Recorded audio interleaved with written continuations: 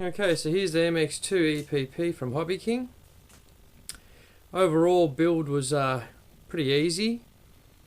Pretty much start off with the horizontal stabilizer that slides in, and then you glue it in here. Then what you do is you cut this right here, right across, and that enables you to push or to slot through the elevator. The elevator and the ailerons and the rudder come pre-hinged, so basically all you do is feed it in a little bit, feed the tips of the hinges in to the slots just a little bit, add some CA, and then basically slide it in. And that's what you do with the ailerons, the elevator and the rudder. The vertical stabilizer basically just slots in and gets glued in there, just making sure that all this lines up.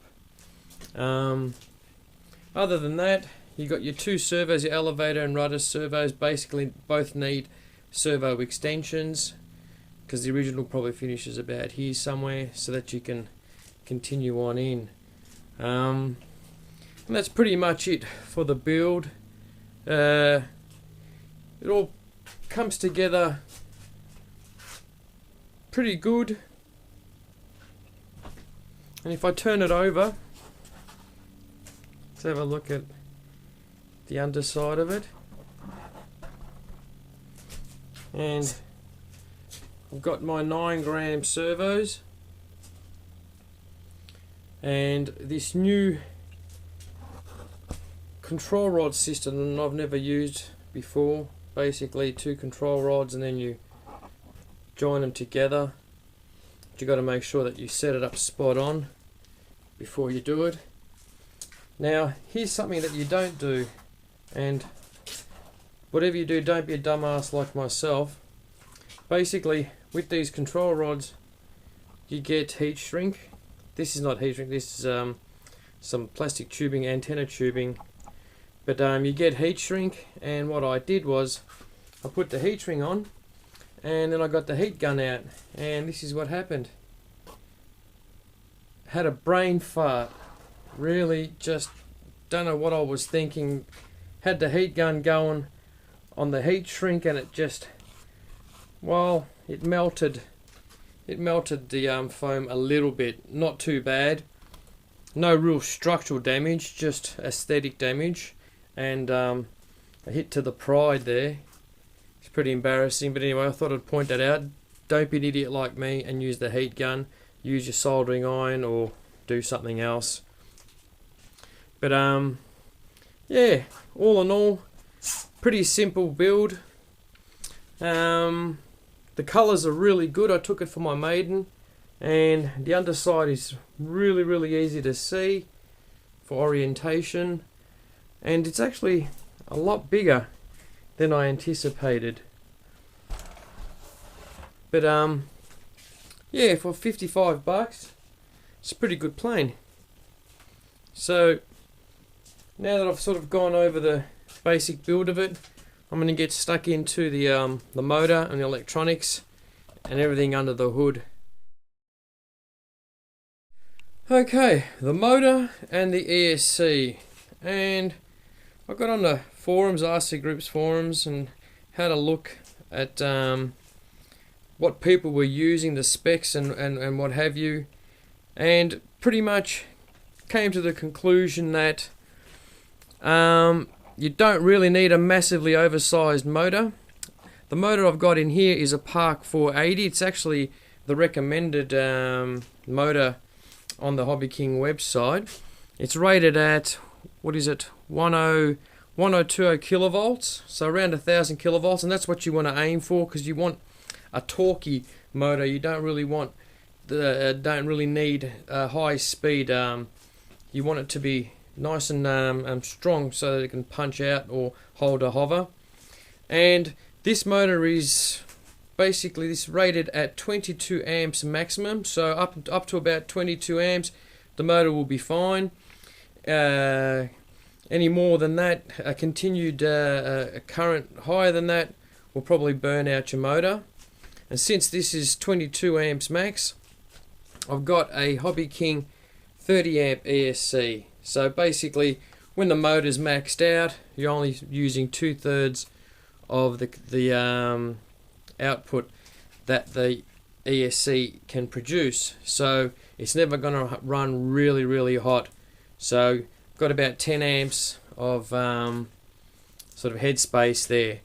So we've got the Park 480, which is 22 amps max current and a 30 amp ESC with, I believe, a 3 amp B internal or BEC, which goes to my Hobbyking 6-channel receiver, which basically binds with the Turnigy 9X. So the 8-channel one kind of doesn't fit. So the next two major factors, or the next three major factors, are the prop, the battery, and the center of gravity. So in the forum that I was reading, there was all sorts of different methods that people were doing. I found that the greater majority of the people who built this plane fly tail heavy, and the reason is that a 1300 milliamp LiPo is recommended, or a 1000. Now I've got both, so I'll turn on my scales and we'll do some measuring. If I put the 1300 on there, you'll see I get roughly 110 grams. And now with the 1000, we get 89 grams. So what I've done is I've just hot glued some washers that basically match up and give me thereabouts 111 grams. So when I use the 1000, and in my Maiden, which you'll see very soon, I used 1000 milliamp LiPos because I didn't have these plugs set up and these charged, so I was using the 1000. And what I did was I just slotted that in just like that, because the reason I did this was because I'm balancing the plane based on a 1300. I'll place the batteries in the plane, and I'll talk about the center of gravity and what I did to get it to balance perfectly, and it is balanced perfectly, even with this 1300 setup with the Park 480. A lot of people are putting big massive motors in the front to get the balance. Basically, I'll show you a little trick that I did to get the balance perfectly.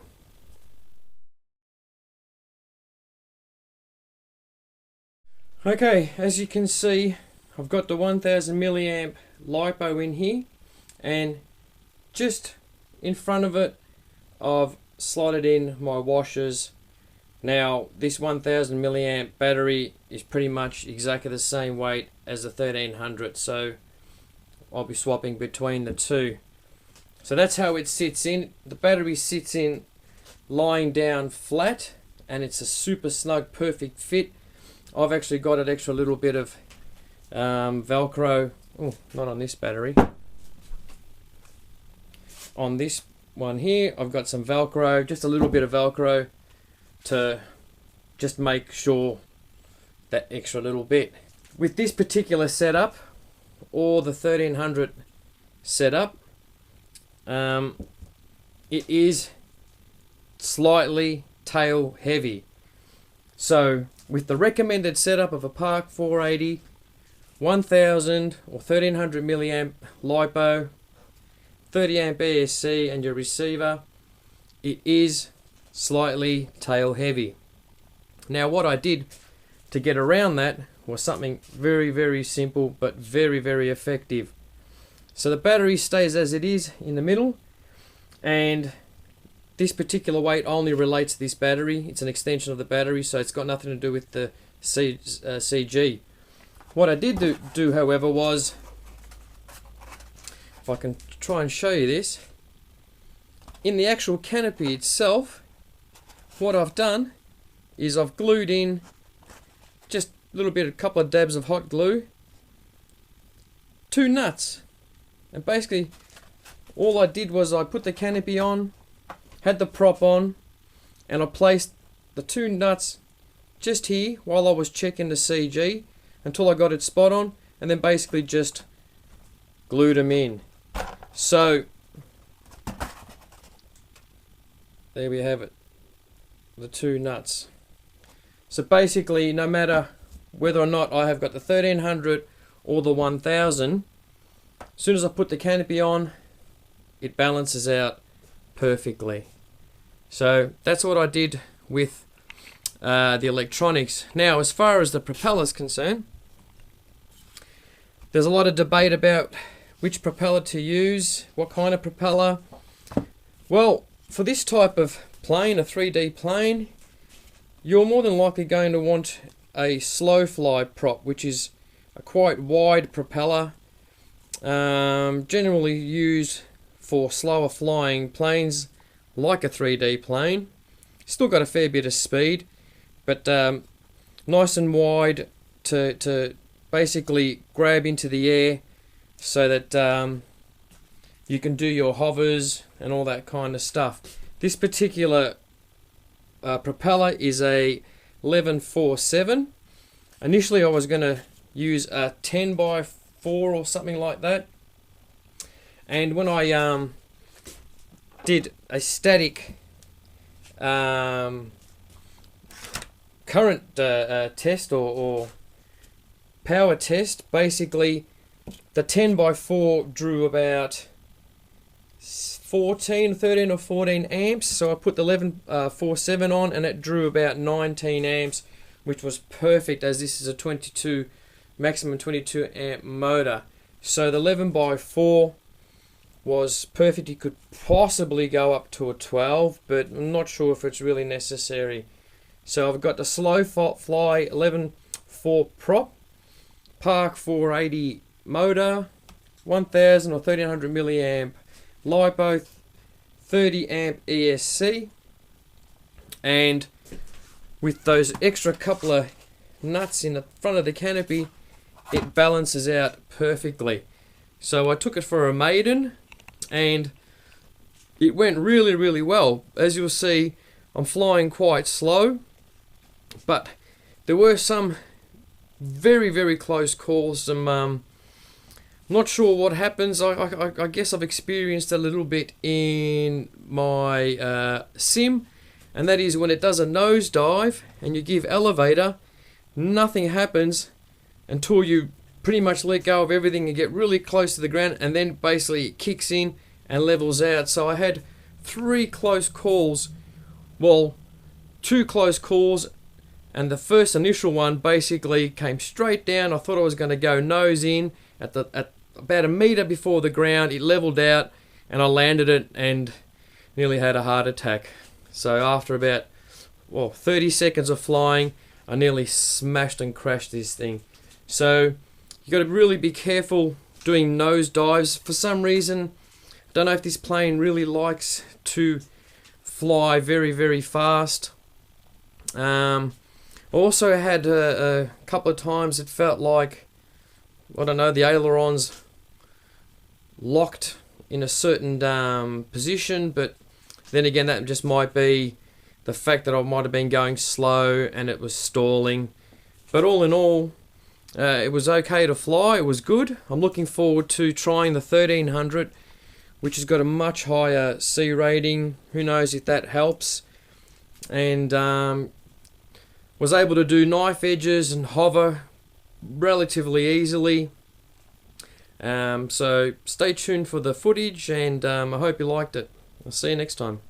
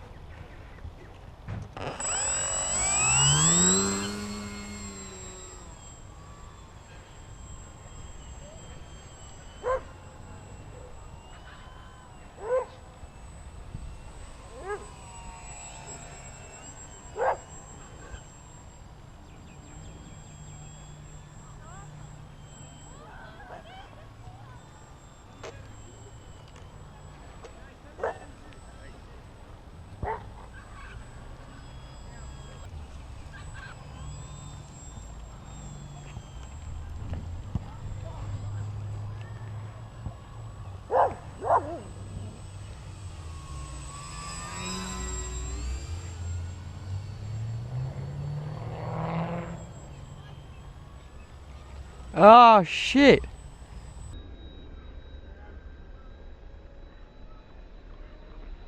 Oh shit.